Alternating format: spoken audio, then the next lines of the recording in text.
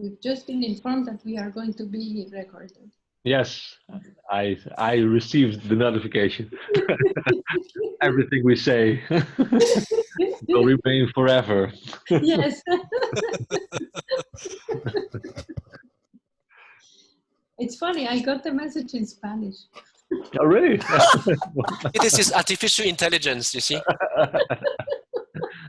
But they know, so artificial intelligence is a bit confused because I'm Mexican, but I live in France, so.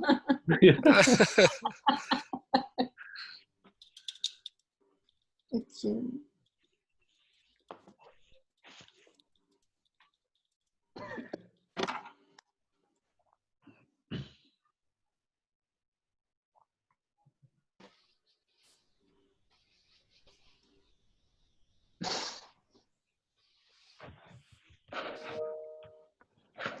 Is everybody here? All panelists and discussants are here. So up to you, Ana Maria. In that case, we will start. Okay, good. Daphne. So at the moment, we have 117 external participants. Okay, very good. Okay, so good afternoon from UNESCO Paris, and welcome to this sixth edition of UNESCO's webinar series addressing racism, discrimination, and exclusion in the time of COVID-19. I am Anna Maria Mylöf, and I am the acting chief of Inclusion and Rights. The aim of the webinars is really to exchange experience and expertise on the measures to address the crisis, always with a focus on the social dimension of leaving no one behind, and also on actions taken to combat racism and discrimination. Today's edition is going to focus on questions pertaining to human rights, social justice, codes of ethics, and also environmental ethics.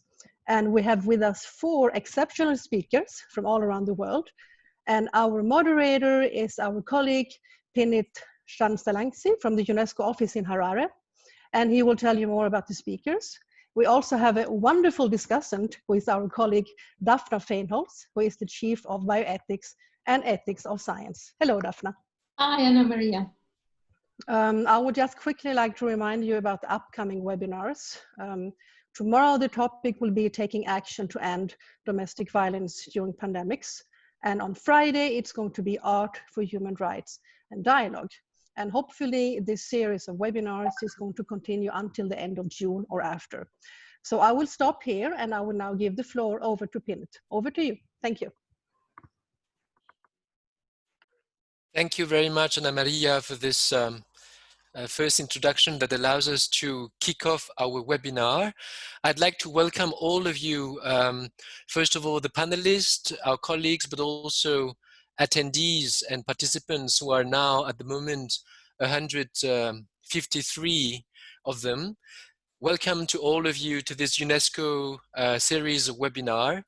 This one is particularly dedicated to the ethical dimensions of this pandemic that is hitting the globe. And so as you can see, the title now is Why Ethical Considerations Matter in Responding to COVID-19 Pandemic. And I think it is very important that we insist on the ethical dimensions of the responses. Of course, the pandemic itself is causing a lot of impact and death, but the responses to the pandemic are also causing a lot of socioeconomic and other impacts, which have to be reflected from an ethical point of view. So before I introduce the topic itself, let me welcome our panelists. We have today 4 panelists coming from around the world, and also one discussant who is the chief of section for bioethics and ethics of science in Paris, UNESCO's headquarters. I will come to her as well later. Let me introduce first of all Professor Ames Dhai. Professor Ames Dhai, can you yes greet us? Hi. Yes. So Professor Ames Dhai is the chairperson of the South African National Bioethics Committee, and she is also director of the Steve Biko Center for Bioethics at the Witwatersrand University in Johannesburg, South Africa. Professor Dhai is also a member of the UNESCO's International Bioethics Committee, and she is a medical doctor by training. Let me introduce to you as well Professor Joseph Mfutso Bengo. Professor Mfutso Bengo is the chairperson of the National Bioethics Committee of Malawi. Joseph, you can greet us. You can, yes. So so he's the chairperson of National Bioethics Committee of Malawi, also head of the Health System and Policy Department in the University of Malawi, and currently he is sitting in an advisory board to the response team to the COVID-19 in Malawi as well. Then we also have with us Professor Peter Paul Verbeek. Professor Peter Paul Verbeek is a philosopher, and he's the chairperson of UNESCO's World Commission on Ethics of Science and Technology, which is a really global commission hosted by UNESCO. And Professor Verbeek is also chair of the philosophy department of the University of Twente in Netherlands, and he is also currently advising the government on the use of digital technologies within this context of pandemic. Last but not least, let me greet Professor Gyonggu Shin. Professor Gyonggu Shin, yes. So Professor Shin is Human Rights and International Affairs Advisor for the city of Gwangju in South Korea. The city of Gwangju is also a member of the UNESCO Asian Coalition of Inclusive and Sustainable Cities. Then at the end of our conversation, we'll hear from my colleague Daphna Feinhaus, who is the Chief of Section at UNESCO Paris headquarters for Bioethics and Ethics of Science. Welcome all panelists to our discussion today. And before we proceed, let me just inform you that this webinar will be very interactive and will have a conversation format. We'll not have a succession of presentations because we care for your interest and also attention. So we'll try to make it as dynamic, as fluid as possible. And we will have speakers and experts jumping in and bringing insights as we go into each topic that will unfold. So coming back to the topic that we are discussing today, let me say that our first motivation as UNESCO is to think about one question. When governments and stakeholders all over the world are concerned about saving life and doing whatever it is necessary to save life, we also think that it is of extreme importance that we also strive to save the dignity of all lives.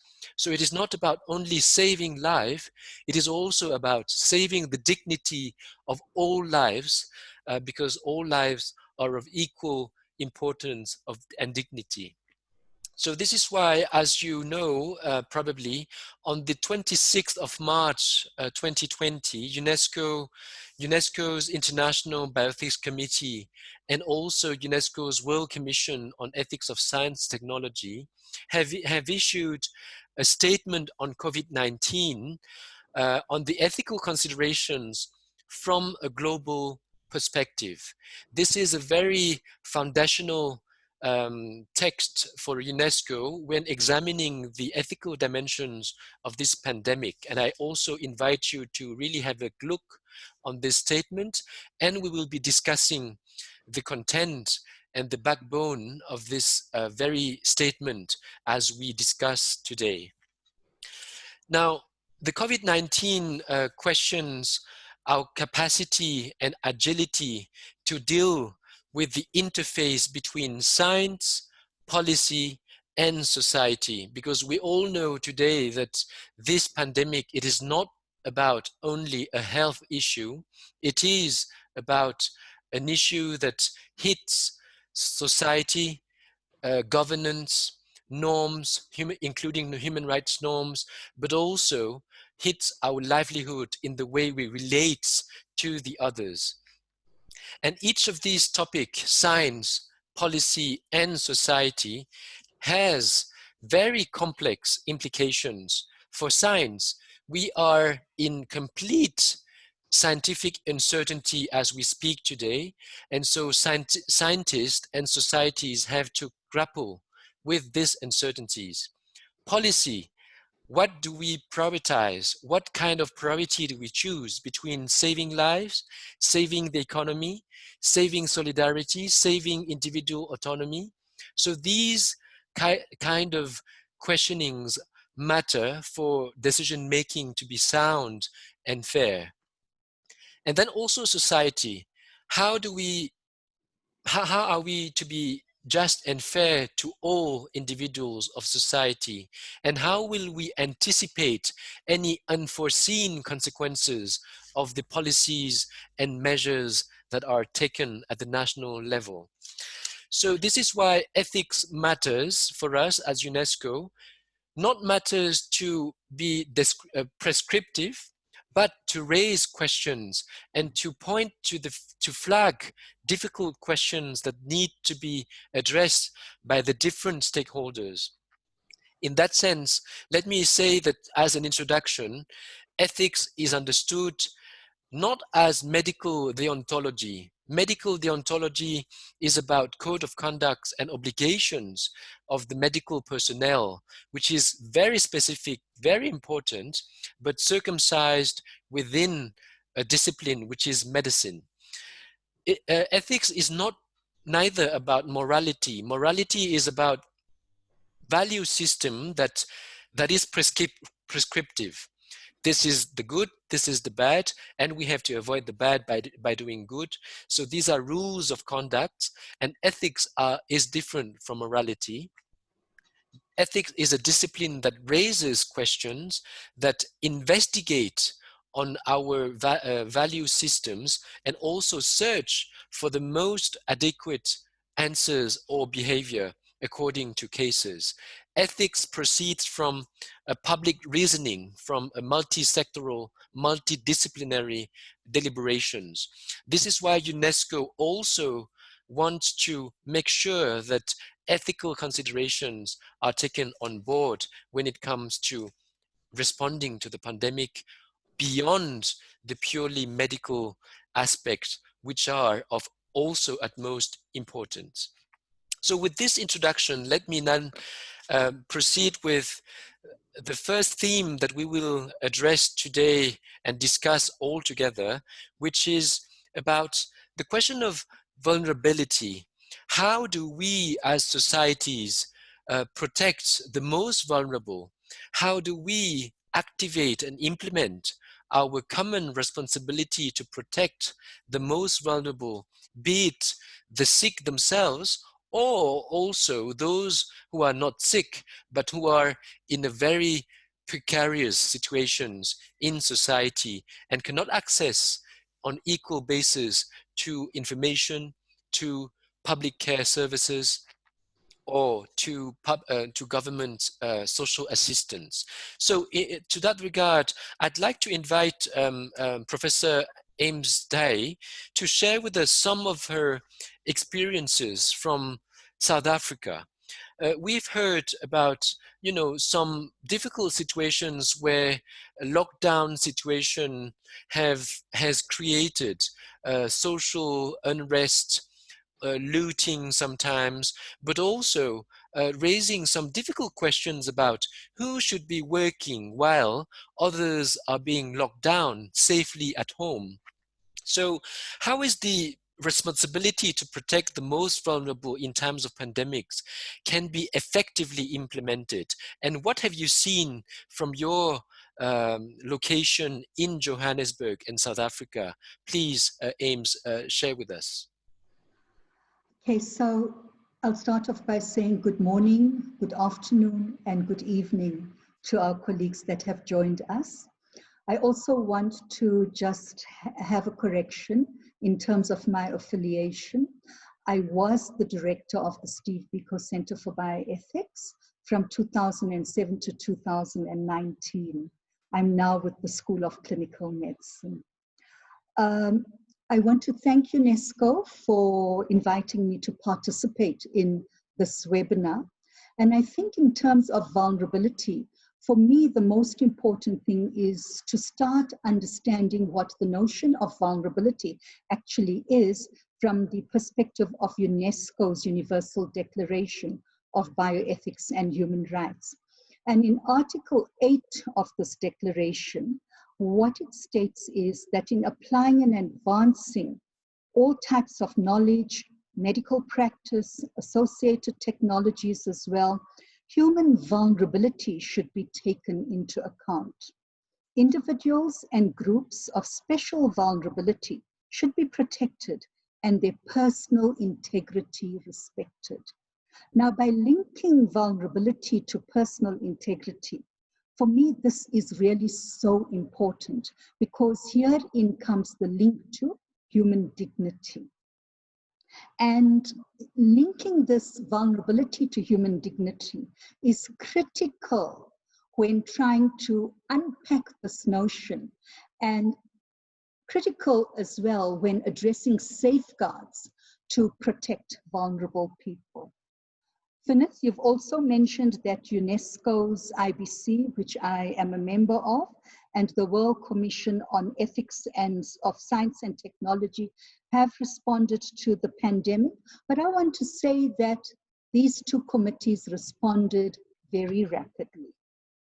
And already on the 26th of March this year, there was the statement put out on COVID-19 that you've referred to. So Article 4 of the statement looks specifically at the issue of vulnerability. Now I'm going to go through this article because for me it is prophetic in terms of what I've seen unfolding in South Africa. So Article 4 stressed that vulnerable individuals become more vulnerable in times of pandemics. Article 4 also highlighted the importance of taking note of vulnerability related to poverty, to gender, illness, age, that's the elder age, to disability, and also to other social issues. And social determinants of health actually have to come in here as well. It reiterated the importance of collective responsibilities for the protection of vulnerable persons and the need to avoid any form of stigmatization and discrimination, both verbal and physical. Measures like isolation and quarantine impact heavily on vulnerable people.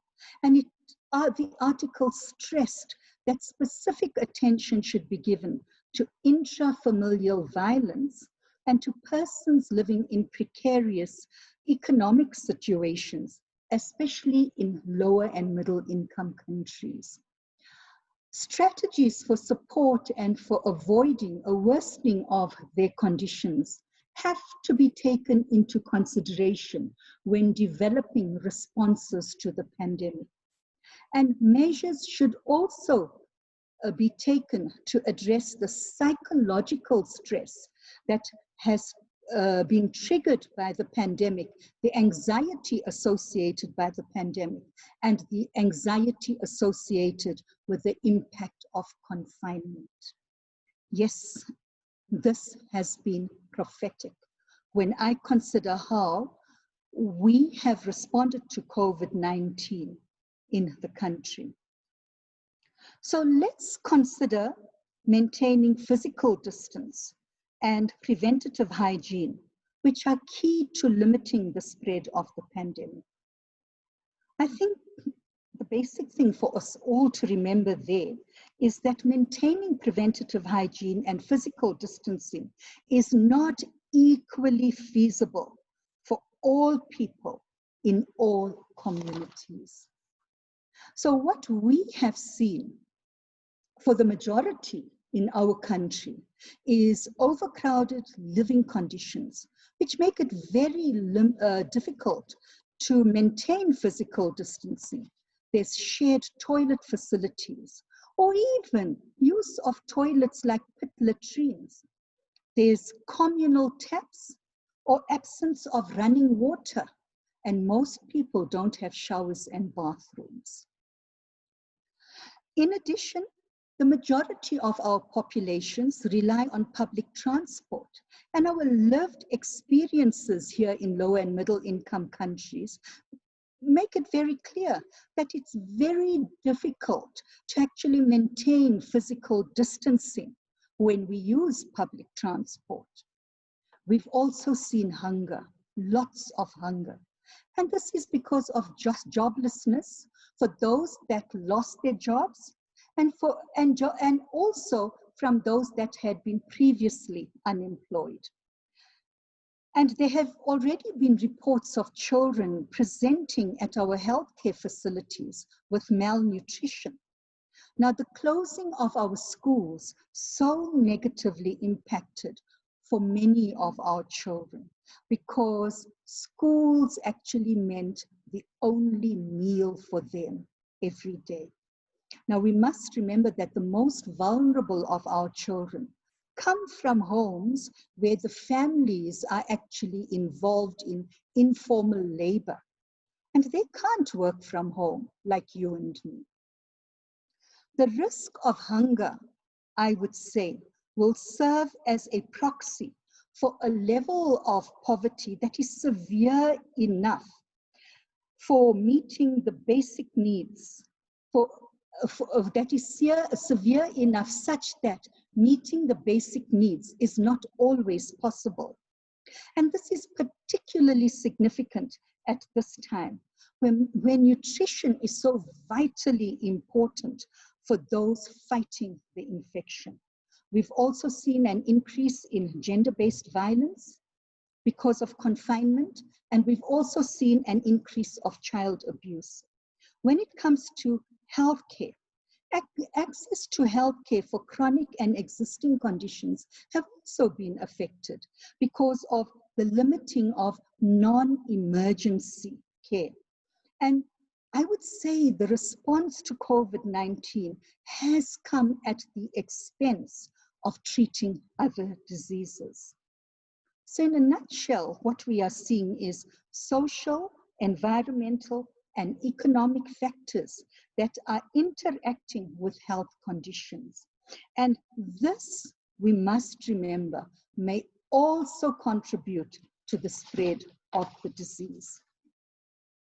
So when we look at vulnerability, I think there's another group that we must consider, and that is people not considered vulnerable at the beginning of the COVID-19 era, and that have rapidly become vulnerable during the progress of COVID-19, like those that have suddenly lost their jobs and there is no income, like the frontline workers who have taken on vulnerability as they respond to the common good.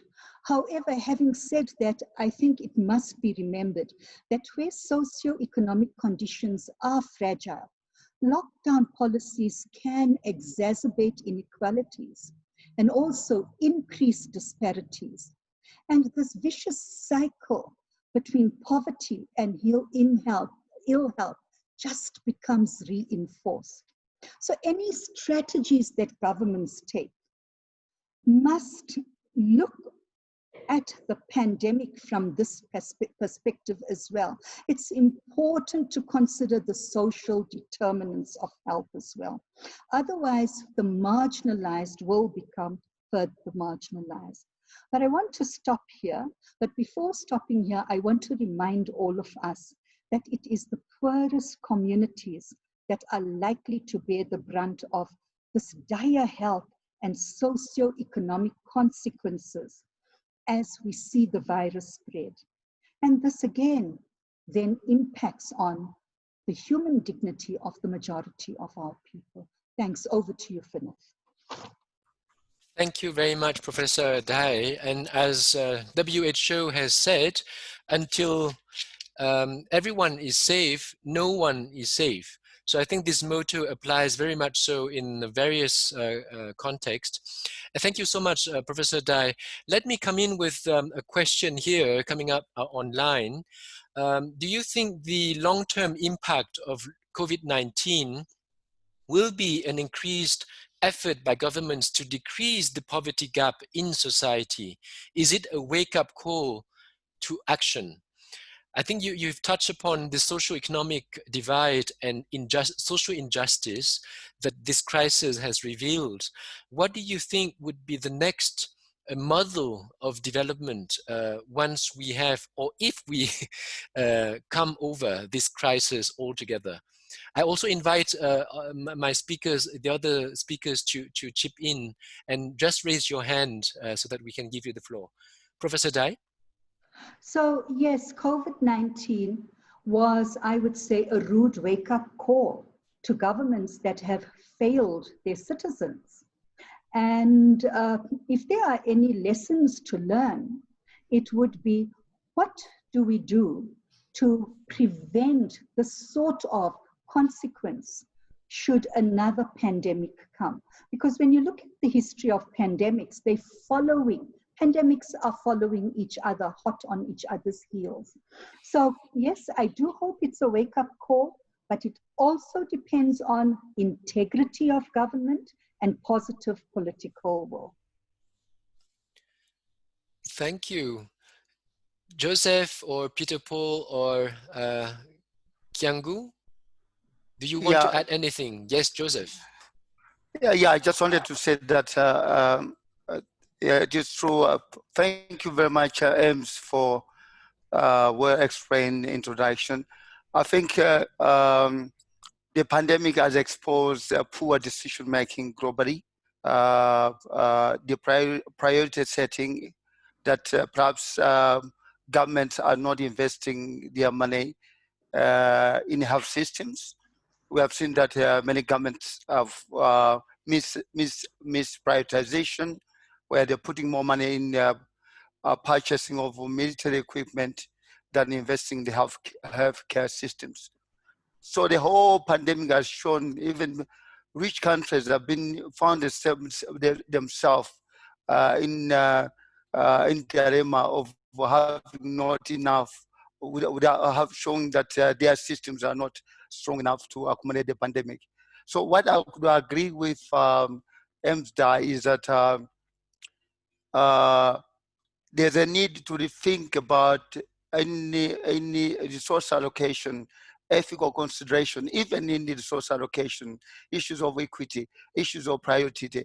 Where can we have maximum benefit at minimum cost, at minimum risk, at minimum harm? I think the whole idea of resource allocation has been put in question because we have seen that priority setting has not been also sometimes ethical consideration have not been considered in the resource allocation, issues of equity. So I just think I would like to agree with Ames that apart from other issues of vulnerability, I see that the issue of decision making, I think ethics should come in decision making. Values, social values should also guide decision making of resource allocation, because we have seen that, for example, I just give an example. There's a shortage of ventilators globally. In Malawi, for example, or in many countries, we know that a ventilator costs about $5,000 to $8,000, one ventilator. But you see a huge SUVs, 4x4s, they cost about 70 ventilators. How many of those SUVs are moving around Africa? You find that many. And therefore, you find one member government officials having 2 or 3 of those as a person. And yet we cannot afford the whole country like Malawi. We've got the whole country, we've got only 20 to 25 ventilators for the population of 18 million. And yet if you look at numbers of SUVs moving around the country, meaning one SUV which is costing about $50,000 to $70,000, could have bought many 10 ventilators. I just wanted to say misallocation, even in low-income countries, that where is the money? Is the money, are we having value for money? Is the decision of resource allocation also guided by the principles of solidarity, the principle of equity? Thank you. Thank you very much, Joseph. So going forward, since we have already flagged this very blatant social injustice and inequity in terms of distribution of wealth, looking forward, if this is to be a wake-up call, how do you think ethical considerations could help? Because at the end of the day, isn't it a political question that we are raising? Or is it a political question that could be assisted with ethical considerations? And if it is the case, how do you think ethical considerations could be brought on board to be effective and influence policy making in the future for more equality? Yes, Professor Shin from South Korea. Please unmute yourself. As a Korean, I have heard a lot of criticism about Korean measure and tracing the possible carriers to prevent the outbreak spread. So as a non-Westerner, I'm not sure which one is correct, but by protecting the privacy of the individuals, I found that the general public are influenced by the virus. Their health are endangered. So what is going to be the trade-off or right balance? That's what I am wondering as an Asian to the Westerners. Thank you, Professor Shin. And this particular tension that you are pointing to between solidarity, which is collective, and autonomy, which is individual based, let us come to this very important topic under the third topic, when we'll discuss the use of digital technologies. And I hope that you can bear with us on that very important topic. So coming back to the vulnerability, how do you think ethical considerations could translate into policy making in the world after COVID-19? Joseph?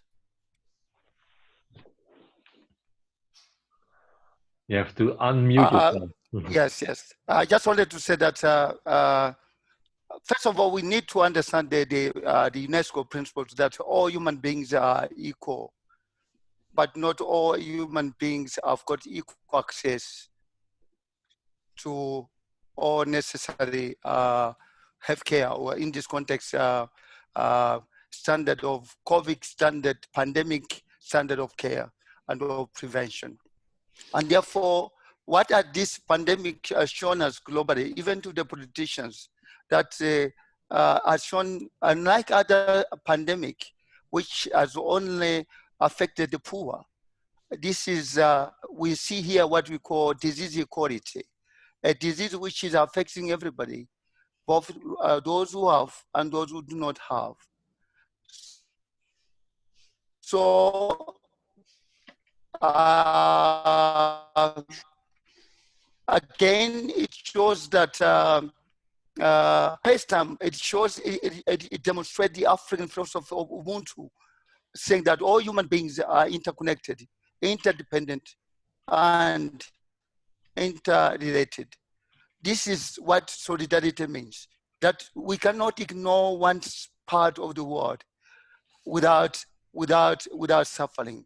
And therefore, what has happened now is that it has shown that we need to, if we are getting solutions to fight this pandemic, those solutions should be accessible to all people globally, and no one should be left behind, because there is no way, as human beings, it has shown that the principle of solidarity is no longer an option, but is a necessity.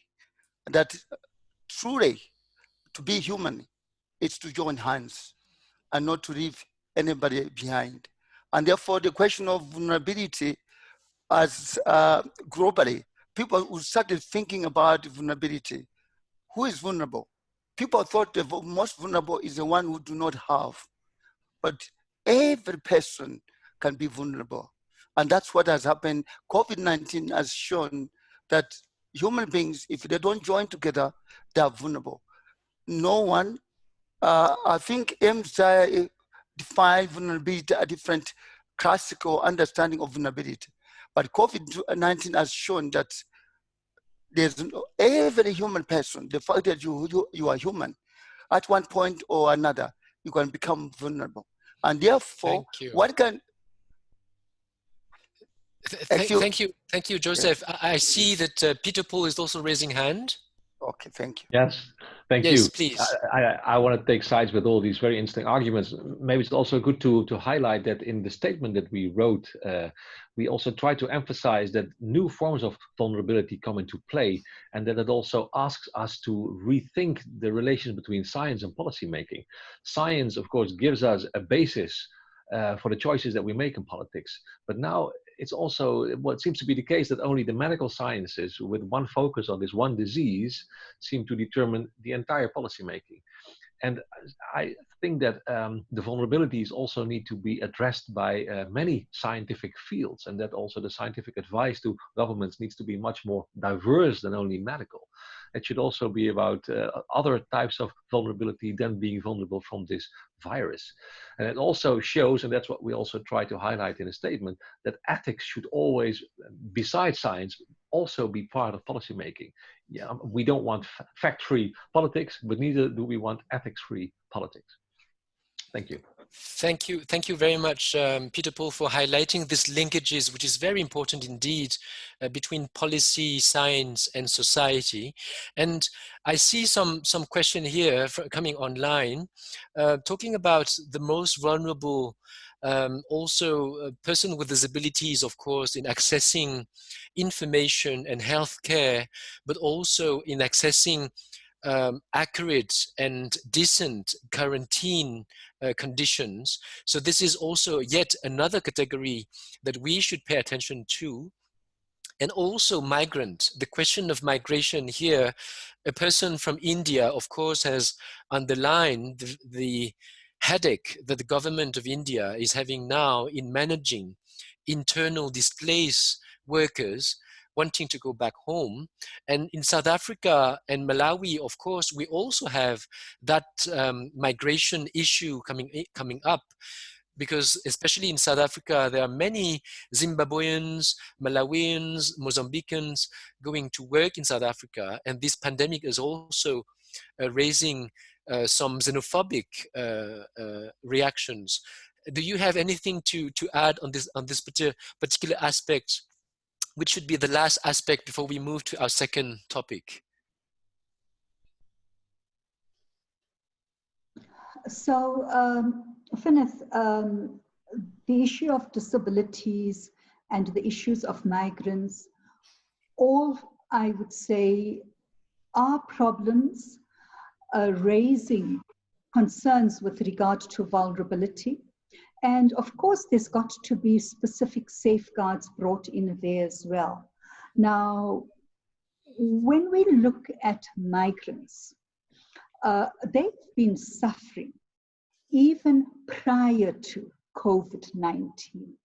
So as our statement says, we have to remember that the vulnerable can become even more vulnerable during the pandemic.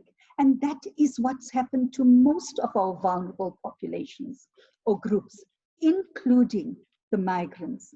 I think it's time we stopped thinking in terms of Zimbabweans or South Africans or Indians, etc. And we look at all of us. COVID-19 has made it clear that we one human race and we all equal. And I think if we use that as a foundation from which we can start thinking, the governments can start thinking policies, etc., not only at a local government level, but at international level as well. We start looking at ourselves as one human race, I think we would go very far. And I just hope that the COVID-19 pandemic is starting to make our leaders, both global and local, think in this way. Thank you, Professor Dhai. This question of international cooperation, let me park it. It is a very important question, especially the statement of IBC and Comest is looking from a global point of view, and there's a specific article on the need for international cooperation.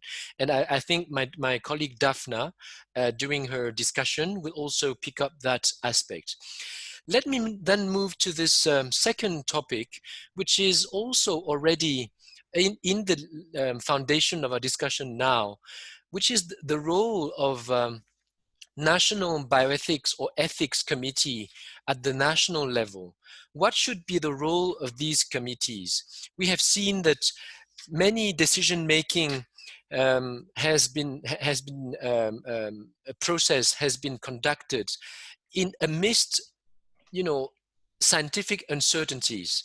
So at this level, and also considering the most vulnerable, the unforeseen consequences of the lockdown measures, what should be the role of national ethics and bioethics committees to advise and to inform policy making?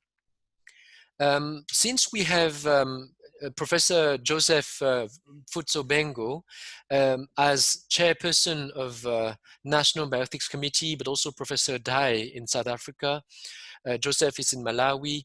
What do you think should be or has been the role of National Bioethics Committee so far as this pandemic is still unfolding? Joseph, maybe you want to start, because I know that you sit in a committee that is advising the Malawian government in this response. Please go ahead. Yes, at the moment I was busy preparing national. Joseph, your connection is a bit hesitant. I think what we feel that we can do as Malawi. Joseph, can you hear me? We do hear you now. Can you hear me? Okay. Please go ahead. Yes, I'm saying that yes, I've been busy trying to organize national. There was supposed to be a national Zoom conference on national response to COVID. The role of the National Committee on Bioethics in Malawi is to make people aware of the ethical consideration in all areas, in all disciplines, from health to all other disciplines, including agriculture everywhere, politics, etc. So first of all is awareness, to make sure that people are aware of considering social and ethical consideration in decision making. That's the first thing. The second thing, the second responsibility is to advise. No one knows everything, but we think that the National Ethics Committee has got a duty in time of need, where there is a gap in knowledge, in the context of inclusion of those who are either excluded or migrants, that we raise up our voice and then we make people aware again of the issues. For example, now, our issue is, our main issue is to say, we know that public health intervention of lockdown and social distancing are necessary in public health. But we need to ask to say, as we are doing this, try to control the disease, we should not forget human protection and social protection, especially of the vulnerable. We want to talk about, to make people aware that when we are disputing resources for COVID-19, for example, we need to make sure that those resources, for example, support of small scale companies, those who are struggling, that should be done fairly and with justice. We want to make sure that the voice, that as we are tracking those who are, we are testing people and quarantine and isolating people. In the process, we should avoid promotion of stigma. It's things like that. We should make sure that yes, it is good to isolate somebody because of disease control, but make sure that in that process that you are not promoting stigma. We have seen that like HIV, COVID-19 is bringing up issues of stigma, where people, for example, there are cases where people have been beaten or chased away from homes.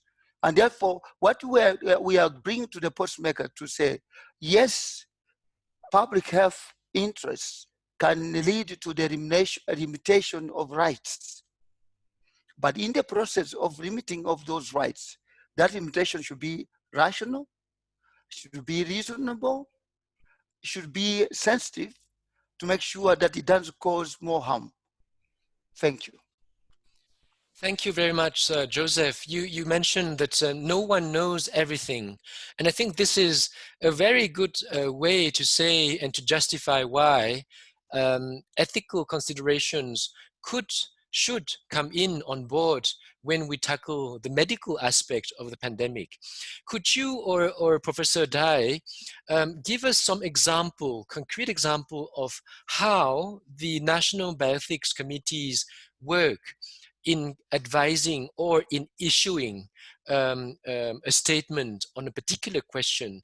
And more particularly, I would like to understand how, we talk about multidisciplinary approach. That is the characteristic of national bioethics committees. How do you deal with different experts from different disciplines to make sure that a question is examined from all perspectives of human knowledge? Professor Dhai, and then Joseph. Okay. So I can talk. Okay, go ahead. Go ahead. Go ahead. All right. So let me give the floor to Professor Dhai, and then we come back to Professor Mfutso. Okay, so I won't be long because I'm sure Joseph does have quite a bit on this. But what I'm going to say is the role of national bioethics committees, the one that we have in South Africa, one of our priority areas is to respond to national priorities. Like the COVID-19 is a national priority. And as soon as the statement of the IBC and CONEST was made available, it was important for the IBC to actually make sure that this statement reached the relevant bodies, the relevant policymakers, and we do this through working through our UNESCO National Commission. One of the ministers, the Minister of Basic Education, actually heads the UNESCO activities in the country.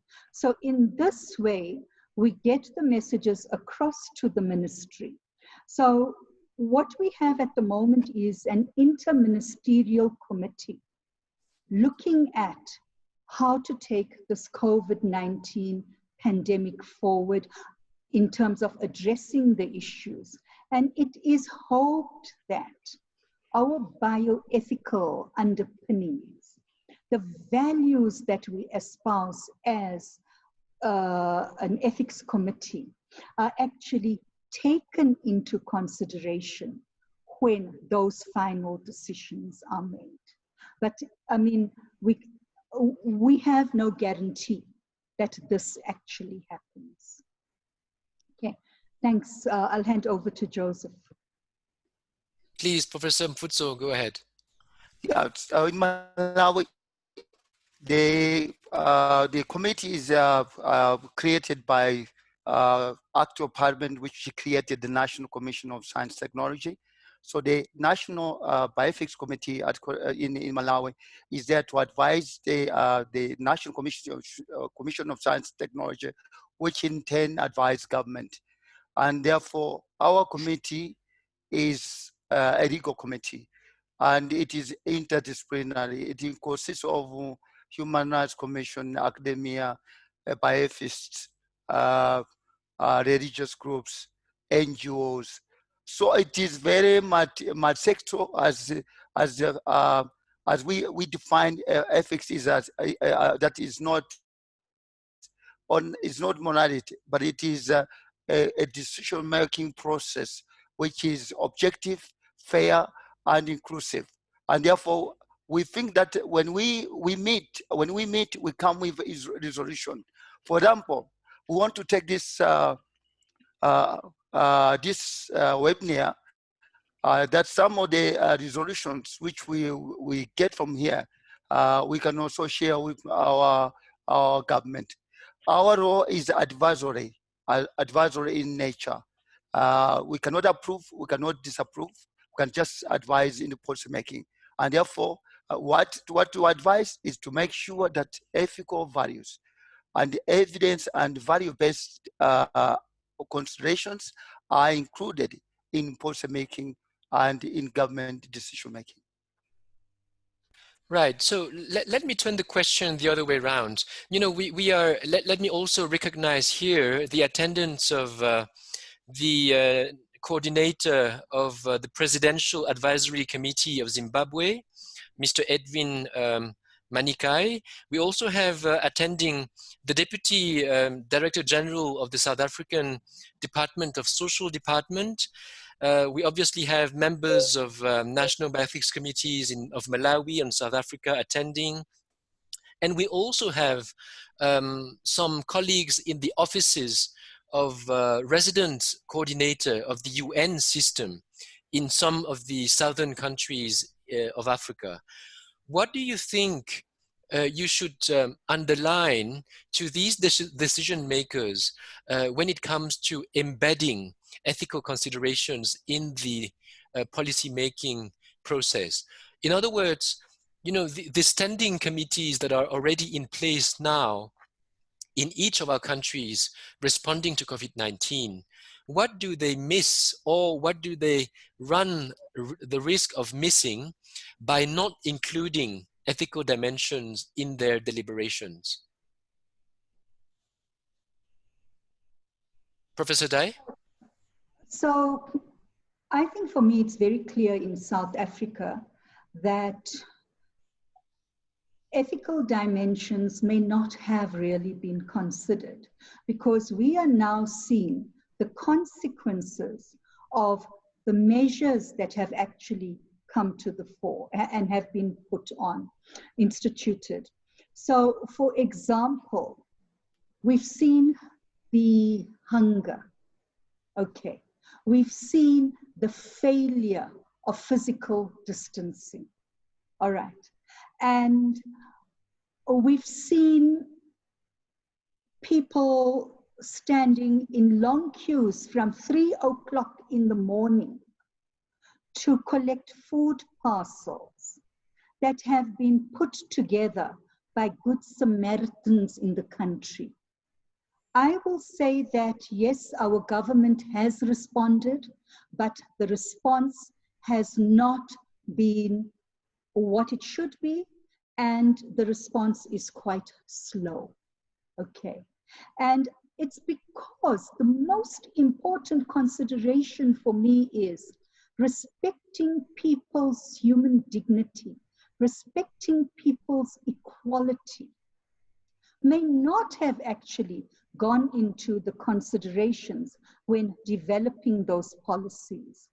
The policies for me are very hard policies. They clear cut, and they satisfy, I would say, political agendas as well. And that is where you see that there probably was a lack of understanding or a lack of including ethical values in terms of making these decisions.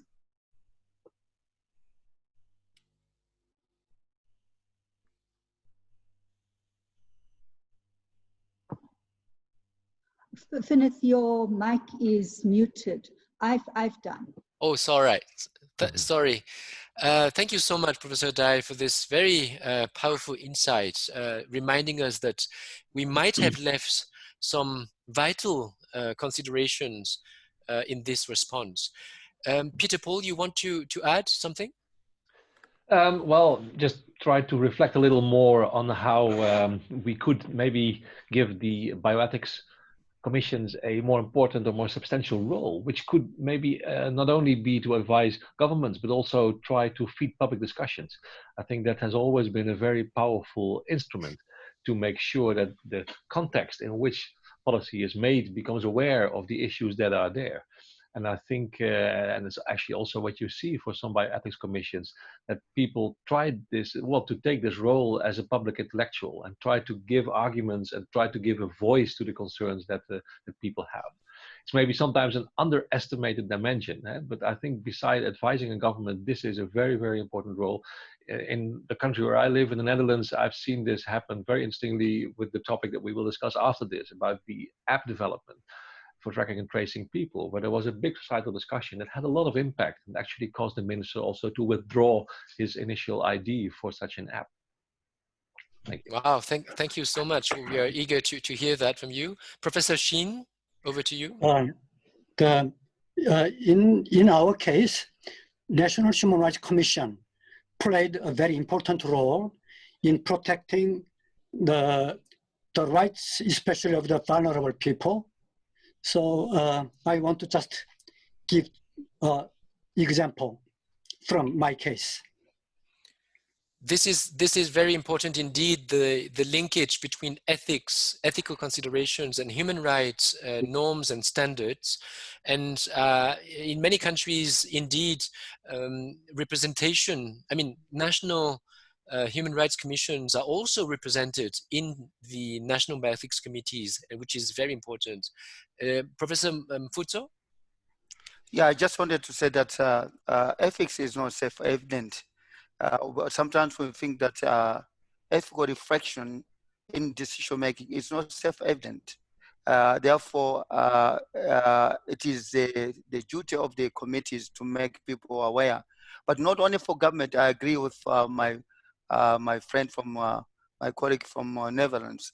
As we in Malawi, with the support, for example, UNESCO, we had a telephone call-ins. It was 2 years ago, where people were calling and asking what is bioethics, what is solidarity, what is justice. So people, it was really well attended. So I just think that's one of goals of the National Bioethics Committee is advocacy, ethical advocacy, making the society aware. Sometimes it can be problem issues may be not coming from government, it can be coming from the community, where people are beating each other or they're beating immigrants. It is the ethics committee to stand up and talk and make people aware of the issues. So I think the question of social advocacy, bioethical advocacy, is very important, because we understand that ethics, ethical reflection is not self-evident. Thank you very much. This also complements indeed the functions of national bioethics committees. It is very important to be reminded. And I think as a conclusion, the notion of public reasoning is very important when it comes to national bioethics committees. It is not about technicalities and technical clear-cut, you said, Professor Dhai, dimensions only. We claim the right to doubt, the right of uncertainties where we care for the blind spots. And that is indeed one of the most difficult tasks at hand, and where government could really count on instances such as national bioethics committees to help in highlighting some complex and undecidable issues when it comes to pandemic, for instance. Thank you so much for all of you. We have now exhausted our second topic. Let us move to the third topic, which is very much looking forward as well, and looking into how the digital technologies could be used in contact tracing, but not only contact tracing, in facilitating the exit of lockdown, the anticipation of future pandemic. So these questions are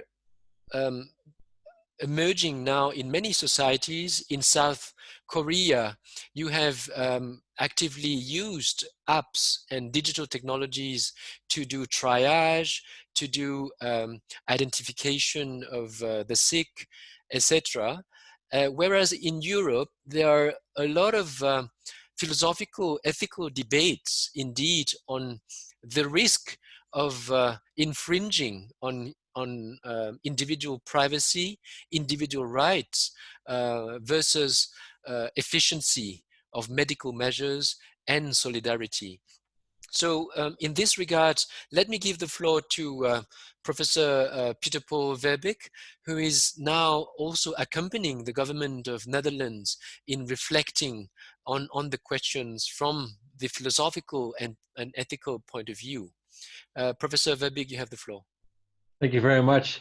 Yeah, it's an honor to explain a little bit about that, and also to connect this discussion to the joint statement that IBC and Comest made, where in Article 9 of the statement, we already ask attention for the role of digital technologies such as mobile phones, social media, and also artificial intelligence to deal with a situation of a pandemic. And there we actually try to connect it to issues of human rights. Where in Article 12 of the UN statement on human rights, Declaration on Human Rights, it says that no one shall be subjected to arbitrary interference with privacy, family, home, or correspondence, nor to attacks upon his honor and his reputation. And I think that's a very general statement in 1948 already, but that still has a lot to say at this moment in dealing with the apps that some governments try to install in societies to free societies from a lockdown. And that's not to say that they are wrong per se, of course, but it's to say that they really require careful ethical thought and evaluation. Well, as you said, here in the Netherlands, I'm a member of a task force that helps an organization to develop these apps. And also, before we ended up in this, I attended an appathon, as it was called, so kind of an app development marathon, also from the perspective of ethics, to evaluate 7 ideas for an app that were demonstrated by companies or parties that had been developing them. And it was some kind of a public event where everybody could attend via YouTube and see how we were examining these 7 apps. And it was actually quite an interesting experience also in how to connect ethics to the development of these kind of technologies. There was a big societal discussion. Many people were really upset by the very idea to develop the apps because of the privacy issues. So people were afraid that their location would be tracked. Well, that appeared to be not the case because it worked with Bluetooth, not with GPS. So it only detects the distance between devices, but not where the devices are. But people were also really very much afraid that ethicists getting involved in this were doing ethics washing, were actually trying to somehow legitimize the very development of these apps, whereas they should stand up and say, no, no, no, we should never go that route. And well, it showed that it's very sensitive, and it shows also that ethics needs to find itself a very careful way of engaging with this. I myself do not like the argument of ethics washing. I think ethics is about engagement. And if you just want to say no and turn your back on a development, then you actually give up the possibilities to be engaged. So I'm still very happy that a lot of ethicists did want to engage, are still willing to engage. But the good thing of the big discussion was that there were a lot of hesitations that came to the fore, which really made us aware of the fact that there could be several models for such an app. One model could be some kind of a digital vaccine, where an app actually enables you to track and trace people that might be affected, people that might have been in touch with infected people, so that you could maybe in the end set up a system of surveillance where people have to show their mobile phone, and a red screen means you should stay home, and a green screen means you can go out to your work or to do your shopping. Another model is not so much based on the idea of a vaccine, but more on empowerment, on solidarity. A behavior support app that could help you to take responsibility for your own body, for the people around you, could be another model where much more emphasis is put on the individual responsibility of people. People have to take responsibility themselves for how they deal with the situation. And that could also maybe be a basis for developing such an app. I think this was an interesting outcome of the appathon, that we have now learned to see that there are several paradigms from which you could do this. And it is not only about privacy or about the control of data, but it's really also about democracy or about human rights. It's about how much involvement can people still have? How do we reorganize the relation between the state and the citizen? And therefore, I'm also really curious to hear a little bit more about the situation in South Korea, because I think maybe also sometimes too easily people dismiss that model as a model of very harsh state surveillance, whereas on the other hand, it could also be seen as a form of solidarity, as a way of, well, taking your own responsibility for each other. But I think this is the dilemma that we are facing, and it really depends also a lot, I think, on the cultural background from which you come, how the balance between individual autonomy and thinking in terms of social ideals, the solidarity plays out. And therefore, I'm also really happy that also for my own understanding of the situation, that I'm able now to discuss also with an expert on this from South Korea. Thank you. Thank you very much, Professor Verbeek, for spelling out for us the kind of ethical dilemma we are in between solidarity and autonomy, but also very complex and undecidable, again, discussions that are ongoing. Let me give the floor to Professor Gyonggu Shin from South Korea to share with us what kind of tangible application have you come up with, and have Korean citizens been using so far in your country? Please go ahead. Please unmute yourself. In fact, I don't think we have the best solution, but we are still struggling to find the better and the better solution. Still, the government policy is still evolving, but I'm going to share what we have had. So the Korean government has tried to contain the virus with probably 3 principles. One is democratic, transparent, and then open border policy. So by democratic means, they try to set up the policy with agreement with different sectors of the society. And then one of the important parts is that the government or the political leaders give the trust. They have full trust over the experts. The major policies are made by experts, not by the political leaders. The political leaders supported, for example, the president himself supported the expertise of the head of the Center for the Disease Control. So the director of the center of the disease control, she seems to have the final say. That way, people trust the government a lot. And then the second important one is transparency. It is related with the first principle. So all the details of the track, test, treatment, all the details were shared with the public. And then the government policy has been continuously criticized by the press, but still information was shared. And then the outcome of it is building trust among the people. Even though we have quite a lot of division between Liberal Party and then Conservative Party, still the public trust on the government made the operation quite efficient. The third one is open border policy. Right after the outbreak of virus in China, the Conservative Party strongly tried to convince the government to block down the border or the flight, but the government continued to open it. And then when there was a big outbreak in one region, nobody talked about quarantine that region. So from the outbreak of the virus until today, there is no interference of movement of the freedom of the people. Everybody can move around except virus carriers or those who may have the virus. Otherwise, everybody has the freedom of the movement, except, but that kind of the lockdown was replaced by the advising or like social distancing.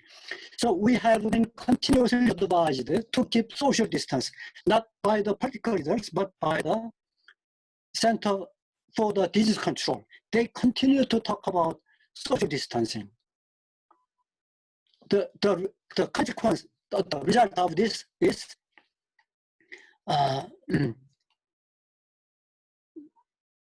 the democratic treatment is everybody was treated the same, like rich or poor or foreigner or even illegal foreigners. They are treated for free. The hospital bill, which is about $10,000, but nobody was billed, or they were billed $0. Everybody was billed $0, even illegal residents.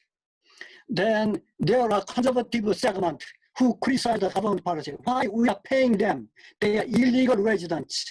They came to Korea just as a tourist. Why should we pay them? The government logic was, if we don't treat them, they will spread the virus.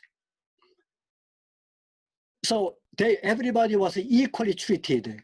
And then that was very efficient in handling the virus carriers. So if I suspect myself, I get some symptom, then I am willing to go to the hospital because I know I don't pay from the beginning. So and then the transparency also results in more trust among the general public to the government. So the government policy has been easily followed by the general public. The third one, open border policy. Open border policy and then no lockdown, any region, promotes better economy. So in OECD countries, Korean economy is faring the best now. So we are expecting about minus 1.2% slowing down. But the OECD country in general, 5%, 10% this year. So Korean economy is going very well because of the no lockdown. And then because of the no lockdown, the psychology of the people, the people's health, not only physical, but mental health, are better off now. Because we do not have much psychological problem, not much family violence, that kind of advantages we have. Wait, I have many more things to talk about, but I will stop here. Thank you very much, Professor Shin, and I will give back the floor to Professor Verbeek, asking him at the same time to address another question that have been posed as well. When South Korea or Netherlands are well-developed countries where technologies are in place and investment are there, and instances to be firewall as well on policy making are there. So it is, I would not say easy, but at least we have such instruments. What do you advise to countries, developing countries where technologies are not available necessarily, and also instances, policy making instances are not in place to make sure that no infringement to individual freedom would be made by policy making in using those apps? Over to you, Professor Verbeek. That's a very difficult question. Maybe indeed, I would even like to zoom back in on the countries themselves where these inequalities are also taking place, and which is also a question that I would like to ask to Professor Shin. That I think here in the Netherlands, a big discussion is also to what extent people actually own a mobile phone. Not everybody has a mobile phone. Of these mobile phone users, would everyone install the app? Would we make it obliged? Would we make it obligatory? Maybe not. But then, if not, how effective can it be? And of the people who would have installed it, maybe not everybody is very literate in terms of technology. Maybe people just do not understand everything. So also within a so-called well-developed country, it's still not certain that everybody will use it and that everybody can have enough access. And that also has implications for the whole reliability of the system. And I think that at least causes me to believe that we should not use this as some kind of a digital vaccine because it is not strong enough. And maybe there are also a lot of downsides to it in terms of the relation between state and citizen, but it is not very reliable. So if you reframe it as a behavior support tool where it can help people to take responsibility and to show solidarity, to install it themselves and to do as much as they can to prevent that they infect other people, then it could maybe be a completely different model. And that's, well, of course, if I then link it back to the situation in countries where technologies are not as widespread as in South Korea and in the Netherlands, I think there, maybe in many countries, mobile phone use is still quite common. Of course, it is not as common as in South Korea and in the Netherlands. But I believe that the connection to technologies that are widely available and widely used could still be, well, the most important means to empower people to take their own responsibility. Thank you. Thank you very much. Before we conclude around this topic, and giving the floor to Professor Mfutso, who is asking for the floor, there's a question coming in online for Professor Verbeek, referring to Michel Foucault, the French philosopher, who of course has coined the famous concept of biopolitics. And he was asking, I mean, the person is asking whether you really fear that digital technologies would be installed, let's say, in individuals to monitor on a daily basis and infringing the freedom of individuals.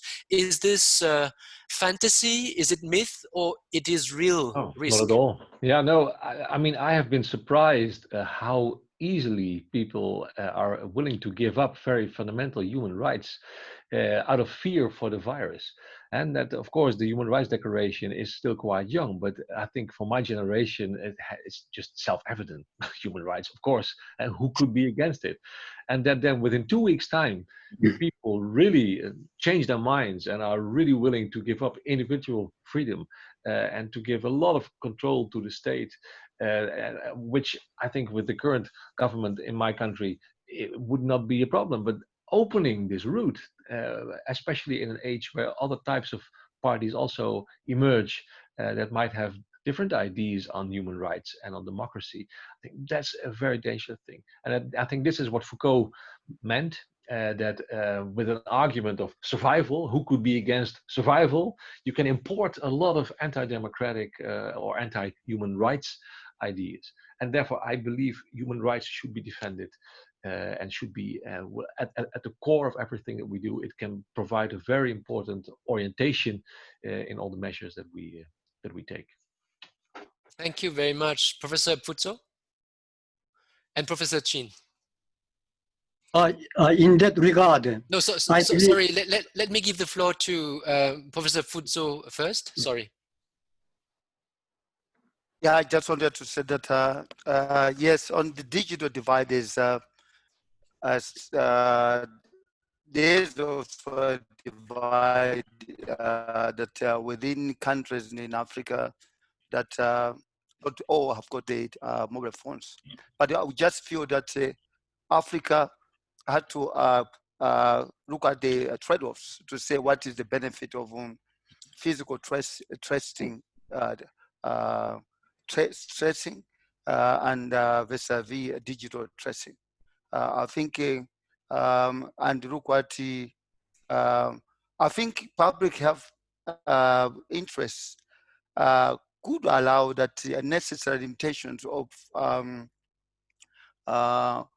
privacy or rights could be limited for common good and solidarity. But I think the danger, what I might see that if the pandemic is over, what happens then?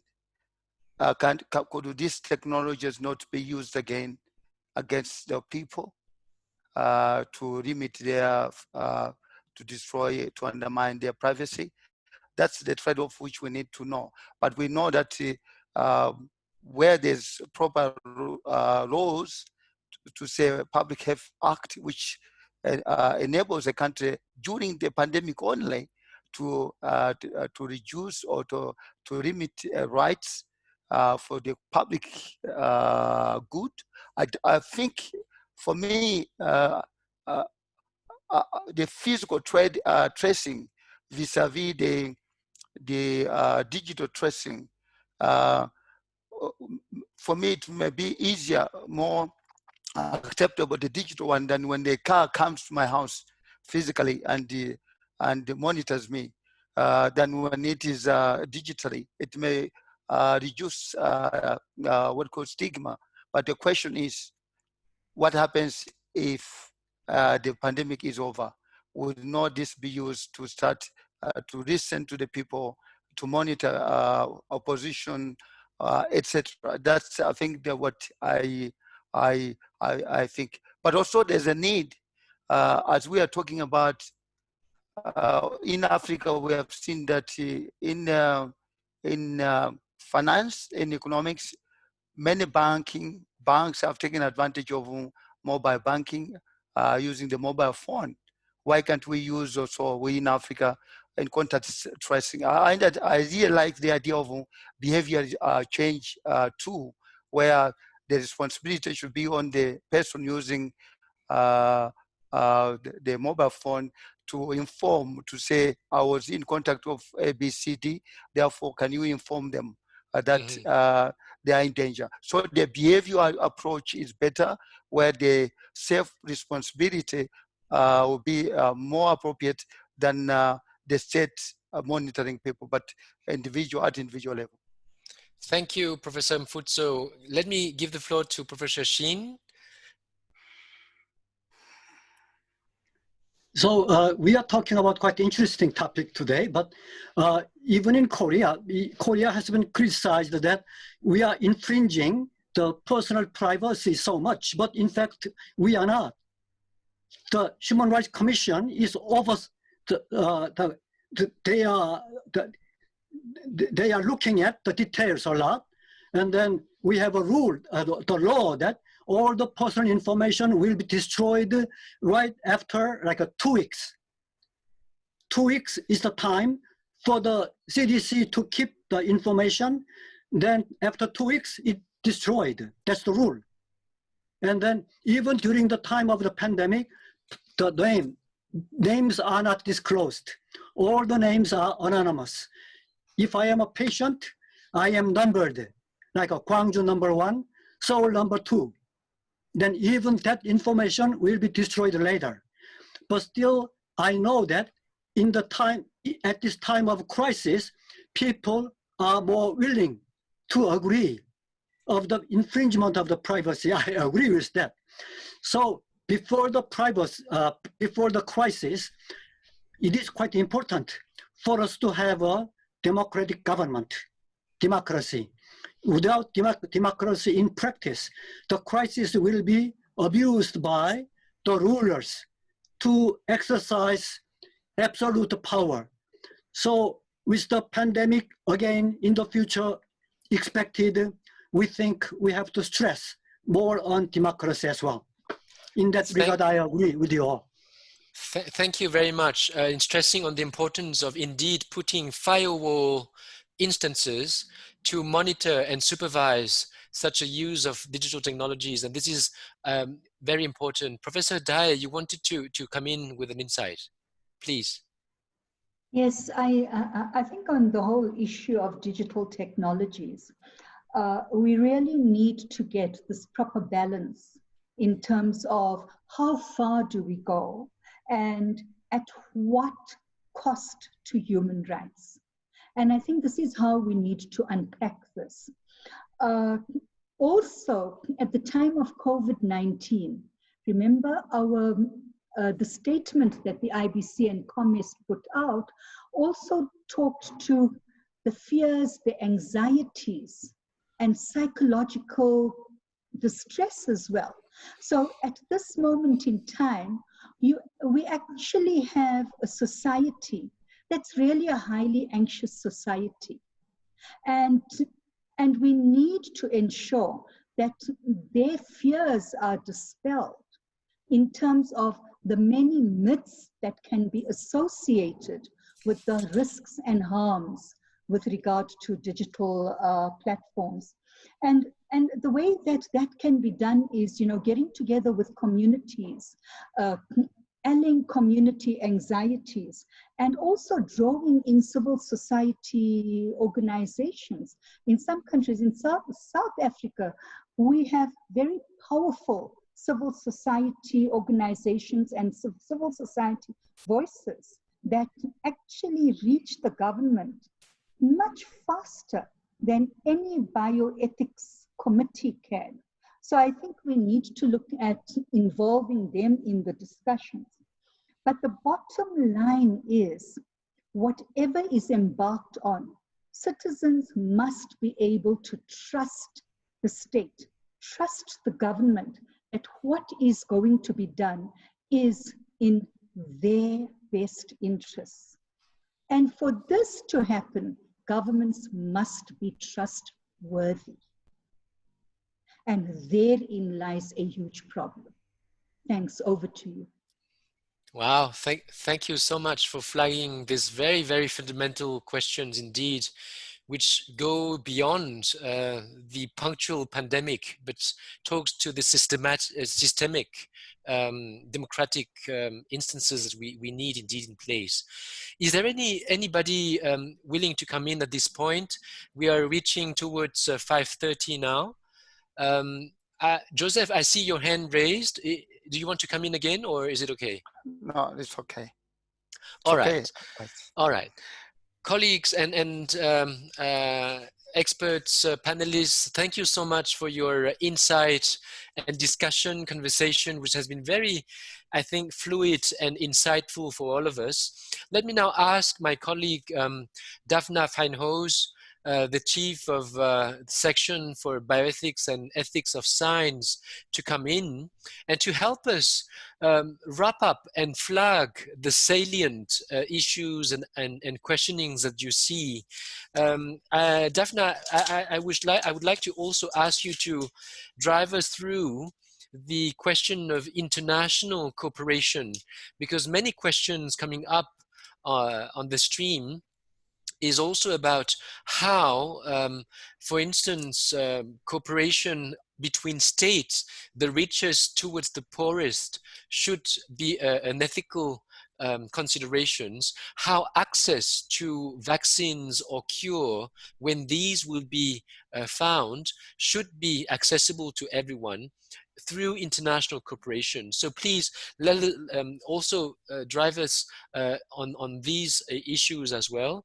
And then, of course, many questions arise on the issues of the public understanding of what is ethics and bioethics.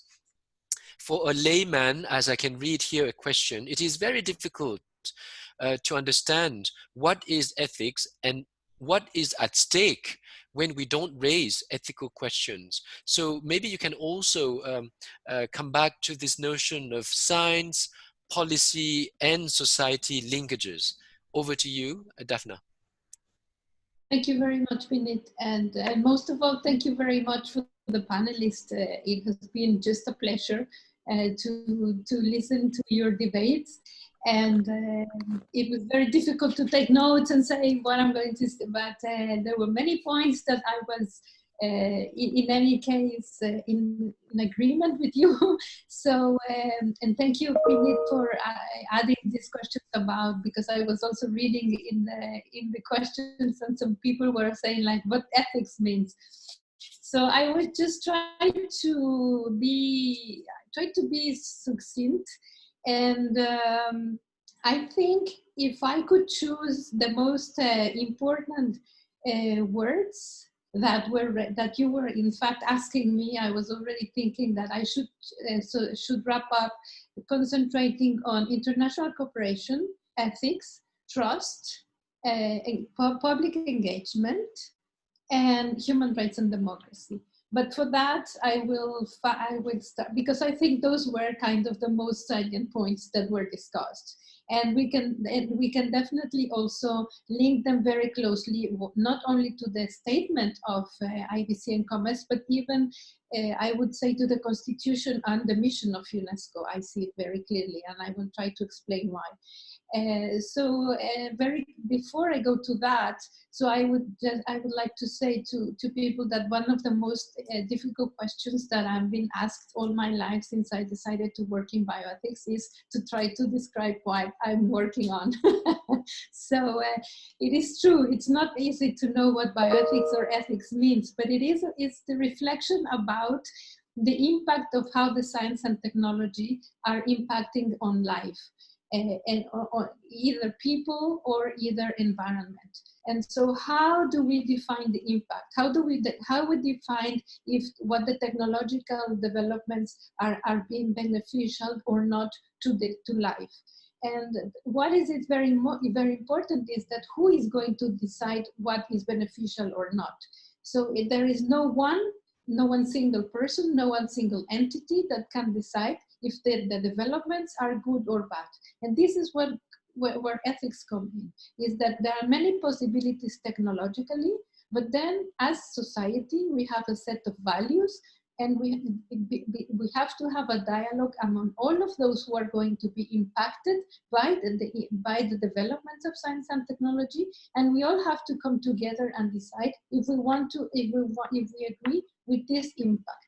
And this is more or less what bioethics, as you were saying rightly at the beginning, bioethics understood and also from UNESCO goes way beyond to the deontological ethics of medical profession. It's about how all the people involved, is by definition a multidisciplinary and transdisciplinary dialogue to try to understand what are the benefits and the risks of and the impact on life from the development of science and technology. So I hope I try more or less to address the question of the person. And that's why it's so important when we are discussing how are we going to, if we are going to go ahead with genome editing or with artificial intelligence or with any other thing, which goes beyond like developing a willing chair that is that everybody will say it's very good if it's automatic or whatever, because it goes no problem. But when it crosses some lines, so it can cross some lines about our integrity and our dignity,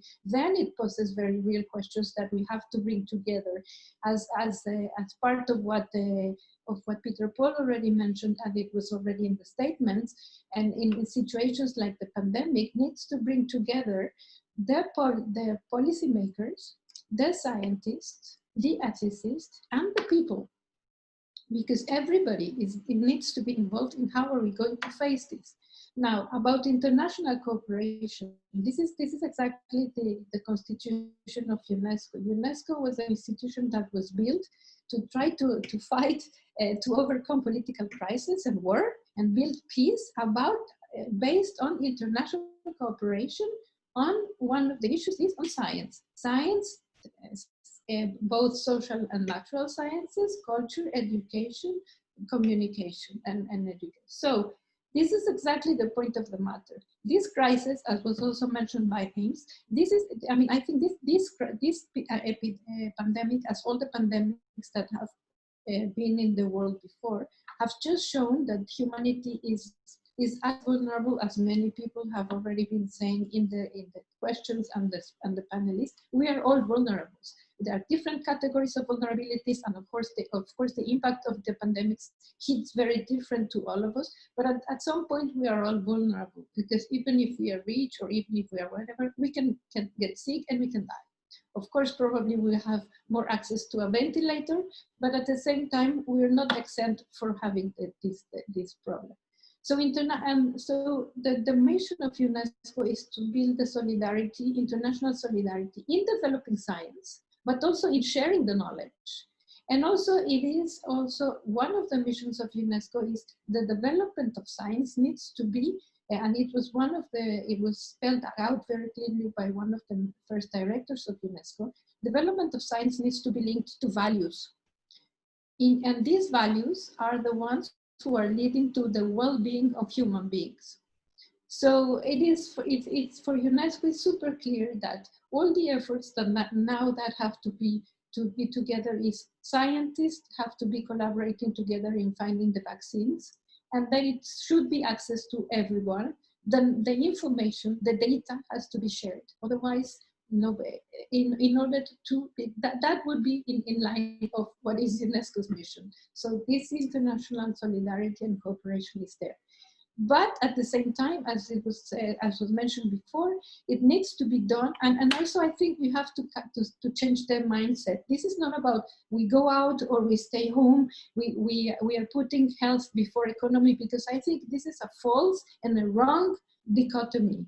There is no trade-off between health and economy or welfare or psychological. It is everything is together.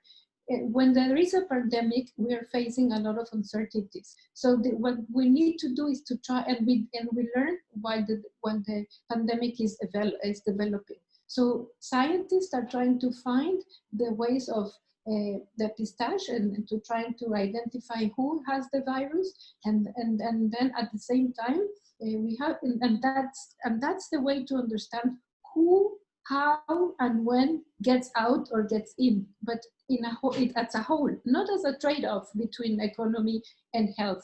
It is about everything together. And when I mean health, since my background in psychology, I always insist, for me, health is physical and mental health. So I'm not only speaking about physical health, it's mental health. So I think this is one very important thing. So one of the things that is missing, I believe, is a lack of transparency. Currently, what we are seeing is a lack of transparency.